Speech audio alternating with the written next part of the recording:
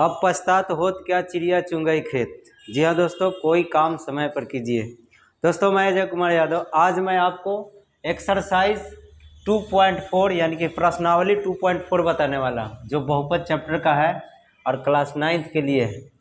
ये टॉपिक पिछले बार पढ़ाए थे शेषफल पर में रिमाइंडर थ्योरम, उसी का सेम टू है, बस थोड़ा सा अलग है कि जब इसका हम लोग गुणनखंड करते हैं शेषफल निकालते हैं तो इसमें जीरो आ जाएगा शेषफल। आप जीरो आ जाएगा तो क्या हो जाएगा, गुणनखंड है, और जीरो नहीं आया तो गुणनखंड नहीं है। यही होता है गुणनखंड पर में फैक्टर थ्योरम। समझ में आया? जैसा कि यहाँ पे लिखा हुआ है वो हम आपको समझा देते हैं। बहुपद p ऑफ x में x के जगह a रखने पर a रखेंगे, यदि शेषफल p ऑफ a बराबर जीरो हो तो x minus a p of x का क्या होगा, गुणनखंड होगा। समझ में आया? तो याद रखिएगा x माइनस a है, a किस में है, माइनस में, तो माइनस में है तो जब x के जगह रखिएगा तो किस में रखाएगा, प्लस में, और यहाँ प्लस रहेगा तो माइनस में, यहाँ माइनस a हो जाएगा। माइनस a रखेंगे और उसका मान जीरो आएगा तो भी क्या होगा, गुणनखंड होगा। समझ में आया ना? फिर से एक बार समझिए, अगर x माइनस a रहेगा तो a किस में रहेगा, अंदर प्लस में। अगर x प्लस a रहेगा तो a किस में रहेगा, अंदर माइनस में। और उन दोनों का मान अगर जीरो आता है तो दोनों स्थिति में क्या होगा, गुणनखंड होगा। समझ में आया? सेम उसी तरह है जैसा कि यहाँ पे हम लिख दिए हैं, एक एग्जाम्पल के द्वारा समझ सकते हैं। देखिए एक पोलिनोमियल दिया हुआ है एक्स स्क्वायर 2x माइनस 2, और यहाँ पे जी एक्स बराबर x प्लस 2 का गुणनखंड है या नहीं, मतलब ये यहाँ ये 2 इसमें रखना है और रख कर चेक करना है कि गुणनखंड है या नहीं है। तो आइए इसको हम लोग देखते हैं। तो सबसे पहले हम लोग को क्या करना है, जो दिया है उसको हम लोग लिख लेते हैं। क्या दिया है, given p of x x square plus 2x minus 2। तो बोलिए g ऑफ x बराबर क्या लिखेंगे, जीरो। और g ऑफ x का मान क्या दिया है, और कभी कभी g ऑफ x नहीं लिखता है, केवल ये वाला लिख देगा, तो इसका भी मतलब वही होता है। पहले भी बनाते थे हम लोग इसी तरह, x प्लस 2 बराबर जीरो, तो x का मान क्या आ गया, माइनस 2। अब जो पोलिनोमियल यहाँ पे दिया हो उसमें रखते हैं, अगर जीरो आया तो गुणनखंड होगा, नहीं आया तो नहीं होगा। चलिए नाउ क्या लिखेंगे, p ऑफ माइनस 2 है ना, तो इसमें रखिए माइनस 2, स्क्वायर है तो स्क्वायर माइनस 2 माइनस 2। आपको पहले भी पता है कि अगर माइनस में बेस है और उस पर पावर 2 रहेगा, 4 रहेगा, 6 रहेगा, यानी सम संख्या पावर रहेगा, तो उसका आंसर प्लस में आएगा। तो प्लस में आएगा, अब 2 है तो 2 का स्क्वायर कितना होता है, 4, आई माइनस और प्लस गुना होगा तो माइनस 4 आई माइनस 2 हुआ। ये कितना हो जाएगा, 4 और 4 और 2 6, माइनस को माइनस में जोड़िए तो क्या आ जाएगा, माइनस 2। और बोलिए ये तो माइनस 2 आ गया, जीरो तो नहीं ना आया, ये गुणनखंड है नहीं है। तो इसीलिए यहाँ पे लिखेंगे कि ये जो मान दिया था जी ऑफ एक्स का ना दिया है, लिखेंगे जी ऑफ एक्स किसका, पी ऑफ एक्स ना है, पी ऑफ एक्स लिखिए चाहे ये वाला लिखिए, और जी ऑफ एक्स के जगह ये वाला लिखिए या तो ये वाला लिखिए, एक ही बात है। अब ये सब लिखिएगा तो शॉर्ट में लिखा जाएगा, तुरंत हो जाएगा आपका। G of x p of x का क्या है, गुणनखंड है नहीं ना है, नहीं है। समझ में आया? तो ऐसे हम लोग बस उसी तरह बनाना है सेम। अब हम लोग एक्सरसाइज की ओर चलते हैं, एक्सरसाइज का सवाल बताएंगे, उसमें आपको क्लियर हो जाएगा। चलिए ये एक्सरसाइज का पहला नंबर सवाल है, बताइए कि निम्नलिखित बहुपदों में से किस बहुपद का गुणनखंड x प्लस 1 है। तो देखिए x प्लस 1 किस बहुपद का गुणनखंड है, जबकि इसमें 4 सवाल दिया हुआ है, a b c और d। सबको इसी से चेक करना है, x प्लस 1 से ही। अगर जिसका जीरो आ जाएगा तो उसका ये गुणनखंड होगा, और जिसका नहीं आएगा नहीं होगा। समझ में आया? तो अब हम आप लोग को ये बता देते हूँ कि ये जो दिया हुआ है पहला, यहाँ इसको आप लोग p ऑफ x बराबर मान सकते हैं, नहीं भी मान सकते हैं। ये जो दिया है x प्लस 1, इसको हम लोग g ऑफ x मान सकते हैं x प्लस 1, ठीक है, नहीं तो डायरेक्ट भी चलेगा। तो चलिए लिखते हैं g ऑफ x बराबर 0, तो x प्लस 1 क्या हो जाएगा -1 हुआ ना। अब हम लोग निकालते हैं p ऑफ -1 बराबर, ध्यान से समझिए, ये -1 आया ना, तो ये x के जगह क्या लिख दिया -1, तो ये इसमें जहाँ जहाँ x है वहाँ वहाँ क्या लग जाएगा -1। चलिए -1 रखिए, अब पावर क्या है 3, -1 रखिए, पावर क्या है 2, -1 रखिए अब +1। आप बताइए पावर 3 है, विषम संख्या है, अब बेस किस में है, माइनस में है, तो इसका आंसर माइनस ही आएगा। और 1 का पावर कुछ भी रहे क्या होगा, 1 होता है, तो इसका 1 रहेगा। और इस पर पावर सम संख्या है, तो इसका आंसर अगर बेस माइनस में है तो भी प्लस में आता है। और सम संख्या है कितना, 2 है, तो 1 को 2 बार गुना करिए या 10 बार गुना करिए क्या आएगा, 1 आएगा, लेकिन प्लस में आएगा क्योंकि पावर सम संख्या, ठीक है ना। ये है प्लस और ये है माइनस, गुना होगा तो क्या हो जाता है माइनस, यही +1, तो ये से ये खत्म, ये से ये खत्म होगा ना। या तो ऐसे भी कर सकते हैं, माइनस वाला को माइनस में, प्लस वाला को प्लस में जोड़ेंगे तो कुछ आएगा 0, ठीक है। तो इसका 0 आ गया, तो क्या इसका गुणनखंड है ना, है, तो क्या लिखेंगे, ये जो है x + 1 पहला का क्या है, गुणनखंड है, तो इसको हम लोग क्या माने हैं, g ऑफ x, तो शॉर्ट में लिखेंगे, इसीलिए g ऑफ x किसका, p ऑफ x का गुणनखंड है। और नहीं p ऑफ x लिखना तो पूरा ये वाला उतारो, तो थोड़ा ज़्यादा समय लगेगा, इससे अच्छा यही लिख देते हैं, p ऑफ x का गुणनखंड है, समझ गया ना। चलो अब दूसरा नंबर सवाल, गिवन जो दिया है लिख लीजिए, इसको भी p ऑफ x मान लीजिए, x में रहेगा तो x मानेंगे, y में रहेगा तो y। चलो क्या है, x power 4 x³ x² x +1, बोलिए, g ऑफ x मान लेते हैं उसको, ठीक है ना। बोलिए g ऑफ x बराबर क्या हो जाएगा 0, तो x + 1 बराबर 0, तो x का मान क्या हो जाएगा -1। नाउ अब रख दीजिए क्या, p ऑफ -1, जहाँ जहाँ है रख दीजिए,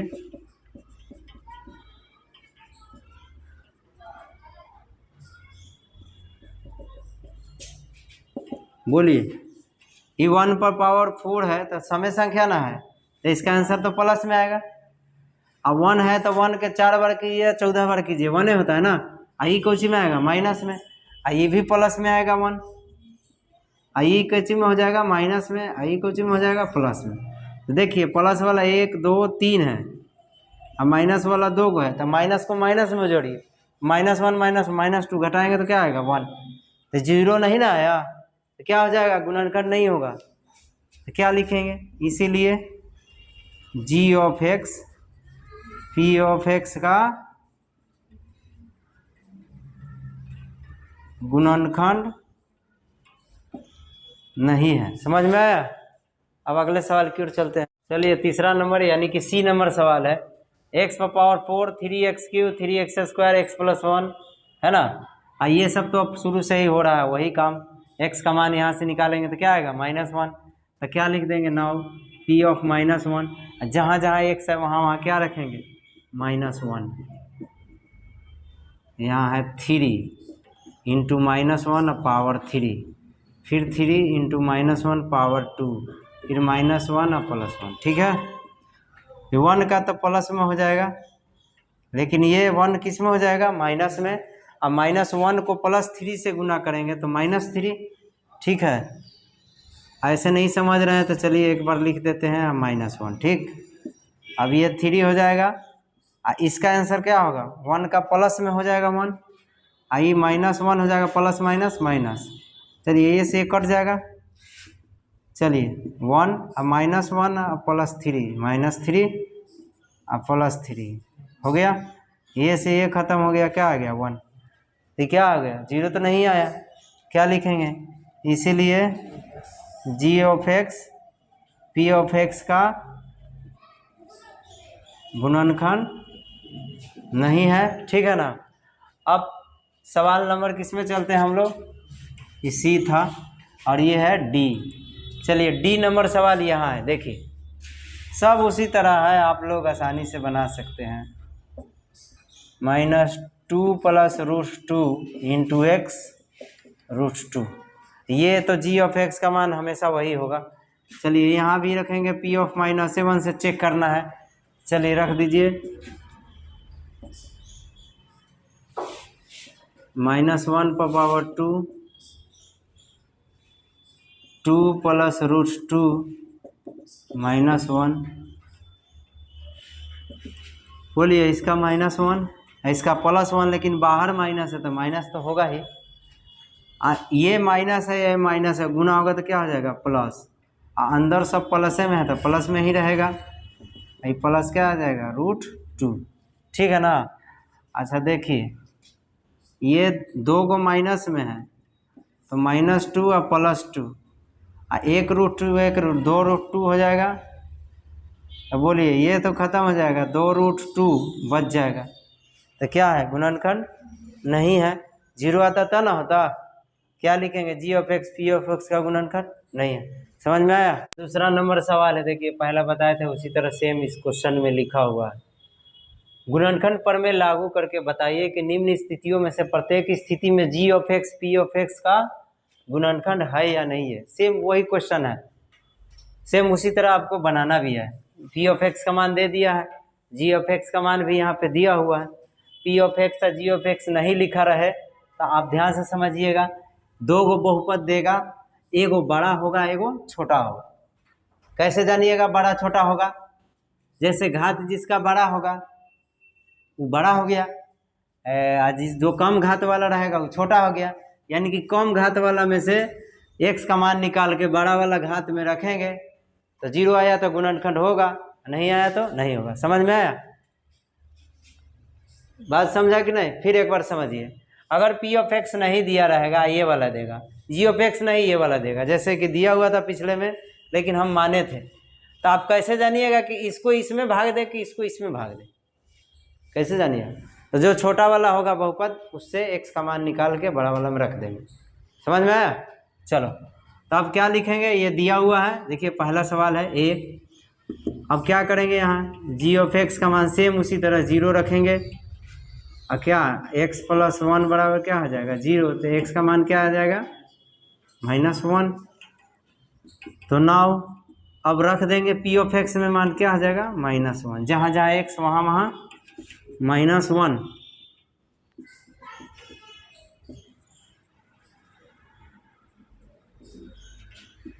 बताया है अभी अभी कि ये पावर विषम संख्या रहेगा तो वो क्या हो जाएगा? बेस अगर माइनस में है तो माइनसे में रहेगा, तो 2 और -1 रहेगा। पावर 3 है उससे का 1 का 1 होता है। आई क्या है? सम संख्या है तो प्लस में हो जाएगा 1, और -2 सॉरी माइनस माइनस क्या हो जाएगा? +2, और -1 पहले से है, ये गुना कर दीजिए, क्या हो जाएगा? -2 + 1 +2 -1। देखिए जोड़ दीजिए, 1 का 2 3 और -3 क्या आ जाएगा? 0 आया ना। तो उसी तरह लिख देंगे g(x) क्या है? p(x) का गुणनखंड है, ठीक है ना। सेम उसी तरह बनाना है। अब b नंबर सवाल है, क्या है? p(x) बराबर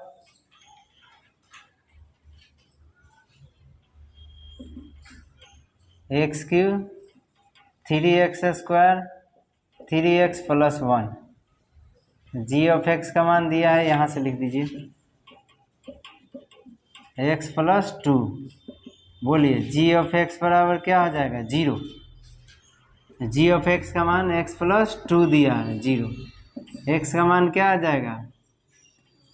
-2 आया ना। यही मान रख दीजिए फिर। नाउ p ऑफ -2, जहाँ जहाँ x वहाँ वहाँ -2 रखिए तो 3 हो जाएगा, यहाँ 3 -2 का स्क्वायर और +3 -2 और +1। समझ में आ रहा है? खाली ताक रहा है सब। 2 पर पावर 3 है अब माइनस में है तो माइनसे में आएगा, ठीक है ना। अब 2 का पावर 3 का मतलब क्या होता है 8, 2 गुने 2 3 बार तो 8 हो जाएगा। अब फिर इधर आ जाइए, ये 3 है और 2 का पावर 2 है यानी सम संख्या तो प्लस में आएगा। 2 का स्क्वायर क्या होता है 4, आई क्या है प्लस में ही माइनस में, तो माइनस में हो जाएगा 6 + 1 -8 और 4 दिया 12 -6 + 1, प्लस को प्लस में जोड़ दीजिए 13, 8 6 14 क्या आ जाएगा -1 ना। क्या आया गुणनखंड है नहीं है, इसीलिए क्या लिखेंगे g(x) p(x) का गुणनखंड नहीं है। समझ गया। अब अगले सवाल की ओर चलते हैं। चलिए दूसरा का C नंबर सवाल है। p(x) बराबर x³ - 4x² x + 6 है और g(x) का मान x - 3 है। तो x - 3 है तो क्या हो जाएगा x का मान प्लस में 3 हो जाएगा, तो यहाँ पे +3 रखेंगे किस में ये वाला बहुपद में, और जहाँ जहाँ x है वहाँ वहाँ 3,